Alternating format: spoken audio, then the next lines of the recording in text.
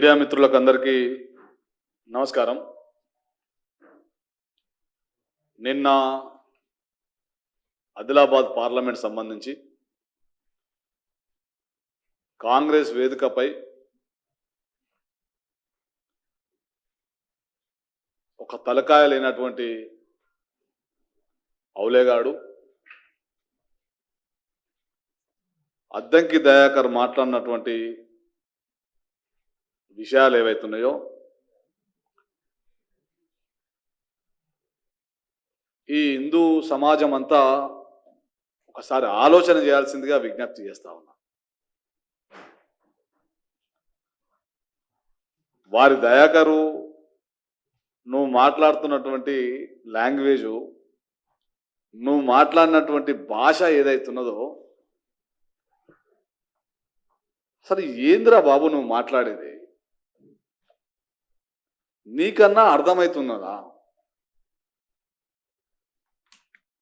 గతంలో ఈ దేశం కన్నా పాకిస్తాన్ ఏం చేసిందని పాకిస్తాన్ సంబంధించినటువంటి ప్రేమికుడు అయినావు. నిరంతరం ఈ దేశ వ్యతిరేకం సంబంధించినటువంటి మాటలు మాట్లాడేటటువంటి అద్దంకి దయాకరు నాకు అనిపిస్తా ఉన్నది, వానికి ఏమన్నా మరి పిచ్చి కుక్క అటువంటిది ఏమైనా గడిచిందా, లేకుంటే కాంగ్రెస్లో ఏమైనా అయితే అవులే మాటలు మాట్లాడుతుండా అనేది ఒక అనుమానం కొడతా ఉన్నది. కానీ ఏదైనా లాంగ్వేజ్ మాట్లాడుతూ ఉంటే ప్రతిపక్షాల మీద మాటలు మాట్లాడే విధానం ఏదైనా ఉంటుంది కామన్గా. వాడు నిన్న మధ్యాహ్నం మరి ఏమైనా డ్రగ్స్ కింద తీసుకున్నాడో లేకుంటే తాగిండో, నాకైతే తాగినట్టే కనిపించింది. ఊగిపోతా ఉన్నాడు వేదిక మీద. హిందువుల మీద విచక్షణ రహితంగా మాట్లాడుకుంటా ఈ ప్రపంచమంతా రాముని సీతను పూజించేటటువంటి సమాజం ఏదైతున్నదో, అరే మీరు హిందూ అంటున్నారు, సీతమేమన్నా మీ చిన్నమనా లేకుండా రాముల వారేమో మీ పెద్దనాయన అని చెప్పేసి మాట్లాడుతూ ఉన్నారు. అరే అవులికే, అరే తలకాయలైనటువంటి దయాకరు, నీకు రాముడి చరిత్ర తెలియదు, సీత చరిత్ర తెలియదు, ఈ భారతదేశానికి సంబంధించినటువంటి చరిత్ర తెలియదు, హిందూ సమాజం చరిత్ర తెలియదు నీకు. నేను నిన్ను అడుగుతా ఉన్నా, హిందువులను తిట్టినట్టుగా, హిందువులను ఈ రకంగా మాట్లాడినట్టుగా నువ్వు ఎప్పుడన్నా పోయి క్రిస్టియన్ల గురించి ఎప్పుడన్నా మాట్లాడవు, లేకుంటే ముస్లిం సంబంధించినటువంటి మతాన్ని మాట్లాడవు. మేము క్రిస్టియన్ మతానికి మేము వ్యతిరేకం కాదు, భారతీయ జనతా పార్టీ ముస్లిం మతానికి మేము వ్యతిరేకం కాదు. అసలు నువ్వు ఎస్సీవా కావా? అసలు హిందువువా క్రిస్టియన్వా? ఈ విషయం తేలాల్సినట్టు ఉంది. ఎందుకంటే కొన్ని సోషల్ మీడియాలో మేము చూస్తూ ఉన్నాం, జై జీసస్ అని చెప్పేసి స్లోగన్స్ ఇస్తా ఉన్నాడు. ఈ తలకాయ లేని కొడుకులు ఈరోజు హిందూ మతాన్ని మీద మాట్లాడితే పెద్ద హీరోలం అవుతామని చెప్పేసి ఈ మాట్లాడుతున్నటువంటి సందర్భం ఏదైతున్నదో, వారి దయాకర్, అరే నువ్వు హిందూ మతం జోలికి వచ్చినా, హిందువుల గురించి మాట్లాడినా బట్టలు ఇడుకు కొడతామని చెప్పేసి హెచ్చరిస్తా ఉన్నాం. ఈరోజు హిందూ సమాజాన్ని తిట్టావు, నువ్వు భారతీయ జనతా పార్టీ సంబంధించినటువంటి వ్యక్తిని తిట్టినా నువ్వు ఫీల్ అవుతున్నట్టున్నావు. కానీ దేశంలో ఉన్నటువంటి ఆరాధ్య దైవంగా పూజించేటటువంటి రాముల వారిని, సీతను వ్యంగ్యంగా మాట్లాడినటువంటి నువ్వు ఈరోజు హిందువులను అందరిని తిట్టినట్టే. అంటే నువ్వు తిట్టినవంటే నీ కాంగ్రెస్ పార్టీ మొత్తం ఈ రకంగా తిట్టిపిస్తుందా నీతోనే అని చెప్పేసి మాకు అనుమానం ఉన్నది. నిన్న ఆ వేదిక మొత్తం రాహుల్ గాంధీ గారి వేదిక కాబట్టి రాహుల్ గాంధీ గారు ఏమైనా తిట్టమన్నారా? ఇక్కడ ఉన్నటువంటి రాష్ట్ర ముఖ్యమంత్రి రేవంత్ రెడ్డి గారు ఏమైనా తిట్టమని చెప్పారా? ఎంత ధైర్యం, అంత ధైర్యం ఏంది? కాబట్టి ఎంత బాధతో మాట్లాడుతూ ఉన్నామంటే, అరే ఈరోజు మతపరమైనటువంటి రిజర్వేషన్లు బాబాసాహెబ్ అంబేద్కర్ వద్దని చెప్తా ఉంటే, ఈరోజు తెల్లారేసి బాబాసాహెబ్ అంబేద్కర్ మా దేవుడు అని చెప్పుకున్నటువంటి ఈ కాంగ్రెస్ పార్టీ దళిత నాయకులు ఎవరైతున్నారో ఈరోజు బాబాసాహెబ్ అంబేద్కర్కు తూట్లు పొడిచే విధంగా మీరు ప్రవర్తిస్తున్నారని చెప్పేసి మేము తెలియజేస్తా ఉన్నాం. వాడు రాజ్యాంగాన్ని మార్చాలని చెప్తాడు, ఓ రిజర్వేషన్ మారుతారు, తెల్లారు లేస్తే భాగవతం లెక్క మాట్లాడుతూ ఉన్నారు. అరే దేశం సంబంధించినటువంటి ప్రధానమంత్రి నరేంద్ర మోడీ గారు నేను బ్రతుకున్నంత వరకు ఈ రాజ్యాంగాన్ని రిజర్వేషన్లు ముట్టుకున్నట్టు లేడు లేడు లేడు అని చెప్తా ఉంటే వాళ్ళు మాత్రం తెల్లారి రాజ్యాంగాన్ని మారుస్తారు అని చెప్తా ఉన్నారు. ఆ కథ ఈరోజు ప్రజలు మర్చిపోయారు. మళ్ళీ నిన్న హిందూ ముస్లిం మధ్యలో, హిందూ క్రిస్టియన్ల మధ్యలో ఈరోజు మత విద్వేషాలు రెచ్చగొట్టడానికనే కాంగ్రెస్ ఇక్కడ ఉన్నటువంటి కాంగ్రెస్ ప్రభుత్వం ప్రయత్నం చేస్తూ ఉన్నది. ఇలా 100కు 100 వాళ్ళు అద్దంకి దయాకర్తోని రేవంత్ రెడ్డి గారే మాట్లాడిచ్చిర్రు, అద్దంకి దయాకర్తోని రాహుల్ గాంధీ గారే మాట్లాడిచ్చారు.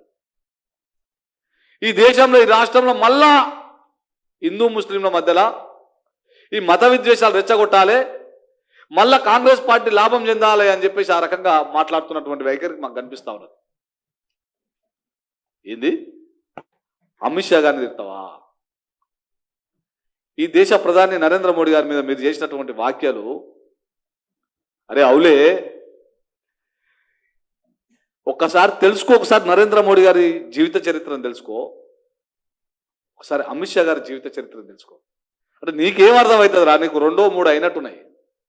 ఇంటర్నల్గా ఎన్ని అయినావో మాకేం తెలియదు, లగ్గాలు ఎన్ని అయినావో నీకు తెలియదు, ఎవరికి తెలియదు కదా ఎన్ని లగ్గాలు చేసుకుంటారో. ఈ దేశంలో ఈ సమాజం కోసం, ఈ దేశం కోసం 4,000కు పైగా వాళ్ళ అమ్మ నాయనను వదిలిపెట్టి, వాళ్ళ కుటుంబాలను వదిలిపెట్టి దేశం కోసం పనిచేస్తున్నటువంటి అనేక మంది ఫుల్ టైమర్స్ భారతీయ జనతా పార్టీలో పరివార క్షేత్రాలలో పనిచేస్తున్నారు. గుర్తుపెట్టుకోరా అవులే.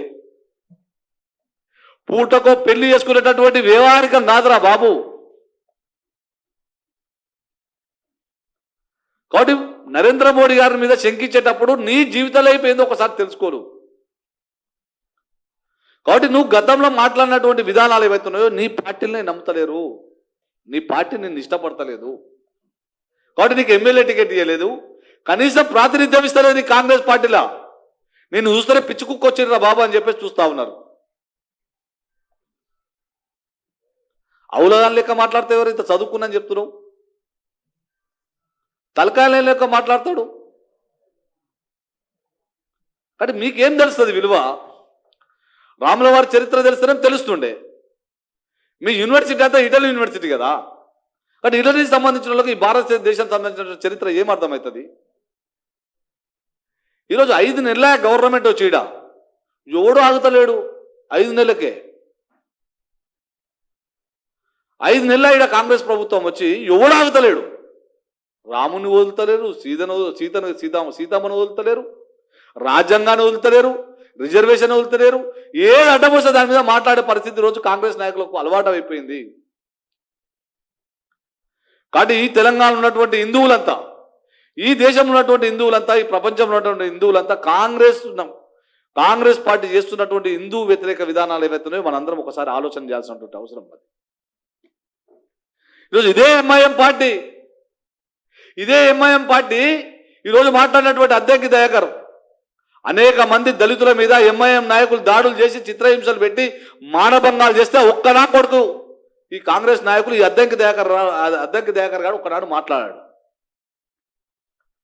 ఈ రాష్ట్రంలో దళితుల మీద దాడులు చేస్తా ఉంటే ఒకనాడు మాట్లాడినటువంటి పరిస్థితి. నాకు దీని మీద అనుమానం వస్తూ ఉన్నది. అసలు మీ అమ్మను ప్రేమిస్తావారను? మీ భార్యను ప్రేమిస్తావా? మీ అమ్మను ప్రేమించినోడు, నీ భార్యను ప్రేమించినోడు ఈ దేశాన్ని సమాజాన్ని ఏం ప్రేమిస్తావు నువ్వు? ఎంతసేపు ఉన్న బయట దేశాల మీద ప్రేమ పంచుకుంటున్నటువంటి దయాకరు ఈ దేశం మీద ఎందుకు విషం జిమ్ముతావు? ఈ హిందూ సమాజం మీద ఎందుకు విషం జిమ్ముతున్నావు? నువ్వు క్రిస్టియను, నువ్వు దళితునినే కాదు. నువ్వు క్రిస్టియన్ల దగ్గరకు పోయి జై జీసస్ అనగానే నీ పానమంతా ఇట్లా పులకరించిపోతుందంట కదా, చెప్తా ఉన్నారు చాలా మంది. ఆ ద్వేషం పెట్టుకుని ఈరోజు కాంగ్రెస్ పార్టీ సంబంధించినటువంటి ఈ రాష్ట్ర ముఖ్యమంత్రి గారే నిన్న మాట్లాడిపించారు. మీ దేశ నాయకుడు, మీ నేషనల్ లీడర్ సంబంధించినటువంటి రాహుల్ గాంధీ గారే హిందువుల మీద ఈ రకంగా మాట్లాడమని చెప్పేసి నేను పంపించడం జరిగింది. కాబట్టి హిందూ సమాజం నీ అటువంటి పిచ్చు కుక్కలను, నీ అటువంటి తలకాయ లేని కొడుకులను, నీ అటువంటి విధవనా కొడుకులను చాలా మంది చూసి చూసి అలసిపోయారు. నీ అటువంటి మంది లక్షల మంది వచ్చినా కోట్ల మంది తయారైనా ఈ హిందూ సమాజాన్ని ఎంటికగిన వీకలేరు కొడుక చెప్తా ఉన్నాం మేము. హిందూ సమాజం అంటే ఈ దేశానికి ఈ ప్రపంచానికి ఒక బాట చూపించినటువంటి వ్యవహారికం. రోజు అనుకుంటా ఉన్నావు ఏం మాట్లాడినా ఎవడేం మాట్లాడతాడని చెప్పేసి. కొడుక సమయం వచ్చినప్పుడు గుద్దుతే దేనికి ఎక్కడ పోతావో తెలియదు. కాబట్టి కాంగ్రెస్ పార్టీ పూర్తి బాధ్యత వహించాలి. మాటలను నిన్న అద్దంకి దయాకర్ గారు మాట్లాడినటువంటి విషయాలు ఏవైతున్నాయో కాంగ్రెస్ పార్టీ పూర్తి బాధ్యత వహించాల్సిందిగా మేము కోరుతా ఉన్నాం. కాబట్టి రాబోయే రోజుల్లో ఖచ్చితంగా ఈ హిందూ వ్యతిరేక కాంగ్రెస్ పార్టీ ఏదైతున్నదో, ఓట్ల కోసమే పబ్బం గడుపుకుంటున్నటువంటి కాంగ్రెస్ పార్టీ ఏదైతున్నదో, వీరంతా అంబేద్కర్కు వ్యతిరేకంగా మాట్లాడతారు, రాజ్యాంగానికి వ్యతిరేకంగా మాట్లాడుతూ ఉంటారు, రిజర్వేషన్లకు వ్యతిరేకంగా మాట్లాడుతూ ఉంటారు. ఈరోజు ఈ దళిత సమాజానికి వ్యతిరేకంగా మాట్లాడేటటువంటి పార్టీ నాయకులు కాంగ్రెస్ పార్టీ నాయకులు, కాంగ్రెస్ సంబంధించినటువంటి వ్యక్తులు. కాబట్టి దయాకర్ గారు నీ ఒళ్ళు ఓనమయ్యేదాకా చూసుకోవద్దని మేము విజ్ఞప్తి చేస్తా ఉన్నాం. నువ్వేదో పుచ్చుకుక్క లేక మాట్లాడితే భరించేటటువంటి సమాజం హిందూ సమాజం లేదు. కాబట్టి నిన్ను మీ కోమటిరెడ్డి భదర్సే భరించలేదు, ఈ హిందూ సమాజం ఏం భరిస్తుంది? కాబట్టి నీకు బాధ్యత లేకనో పోస్ట్ లేకనో ఒక ఎర్రెక్కినో లేక మాట్లాడుతూ ఉన్నావు, తాయినో లేక మాట్లాడుతూ ఉన్నావు, డ్రగ్స్ తీసుకొని మాట్లాడినట్టు మాట్లాడుతూ ఉన్నావు. ఇమీడియట్లీ రాష్ట్ర ప్రభుత్వం పోలీస్ శాఖ వానికి డ్రగ్స్ చెక్ చేయాల్సిందిగా మేము విజ్ఞప్తి చేస్తా ఉన్నాం. ఎందుకంటే ఏం మాట్లాడుతున్నా తెలుస్తలేదు కదా, ఏం చేస్తున్నా తెలుస్తలేదు కదా. కాబట్టి హిందూ సమాజం మీద ఎవరు మాట్లాడినా రాబోయే రోజుల్లో ఖచ్చితంగా ప్రతిచర్య ఉంటుంది. మీ ఒళ్ళు దగ్గర పెట్టుకొని నాలుక దగ్గర పెట్టుకొని మాట్లాడితే మంచిగా ఉంటుందని చెప్పేసి హెచ్చరిస్తా ఉన్నాం. రాబోయే రోజుల్లో ఖచ్చితంగా ఈ హిందూ సమాజం అంతా ఈ కాంగ్రెస్ పార్టీకి గుణపాఠం చెప్పే రోజులు దగ్గరలో ఉన్నాయి. మళ్ళొకసారి మీడియా మిత్రులకు అందరికీ నేను విజ్ఞప్తి చేస్తా ఉన్నా, తెల్లారు లేచి మాట్లాడుతున్నటువంటి ఈ కాంగ్రెస్ నాయకులు దళితుల మీద, రాజ్యాంగం మీద, రిజర్వేషన్ల మీద ఇటువంటి పిచ్చినా కొడుకులు ఉన్నంత రోజులు ఈ రాజ్యాంగాన్ని కానీ ఈ రిజర్వేషన్లు కానీ తీసేటటువంటి నాయకుడు ఈ భూమి మీద పుట్టడిగిన ఇలా ఎవరికి అనుమానం లేదు. కాబట్టి రోజుకో ఏదో రకంగా భారతీయ జనతా పార్టీని బదలాం చేయాలనో, ఈ హిందూ సమాజాన్ని బదలాం చేయాలని చెప్పేసి మాట్లాడుతున్నటువంటి కాంగ్రెస్ నాయకులకు ఖబర్దారాన్ని హెచ్చరిస్తూ మరొకసారి అద్దంకి దయాకర్ మా అమ్మ సీతమ్మనే ఈ హిందూ సమాజానికి అందరికీ సీతమ్మను అమ్మలేకనే భావిస్తాం, రాముల వారిని మా దైవంగా భావిస్తాం. మరి మీరు మాట్లాడినటువంటి మాకు నిజంగా ఆ రకంగా అయితే మరి మీరు మొక్కేటటువంటి దేవుళ్ళకు, మీరు మొక్కుతున్నటువంటి దేవుళ్ళు మరి మీకు ఏమవుతారో మీరు ఆలోచన చేయాలి. మాకు సంస్కారం అడ్డం వస్తుందని చెప్పేసి మాట్లాడలేకపోతున్నాం. కాబట్టి ఈ రకంగా భాష మంచిది కాదు. పార్టీలైనా ఏ పార్టీ అయినా సరే, ఏ నాయకుడైనా సరే ఒళ్ళు దగ్గర పెట్టుకొని మాట్లాడితే మంచిగా ఉంటుంది. ఎలక్షన్లు వచ్చినప్పుడే రాజ్యాంగాలు యాదకొస్తే, ఎలక్షన్లప్పుడే రిజర్వేషన్లు యాదకొస్తే, ఎలక్షన్లు వచ్చినప్పుడే ఇటువంటి హిందూ మతాల మీద మాట్లాడేటటువంటి వ్యవహారికం నడుస్తూ ఉంటుంది.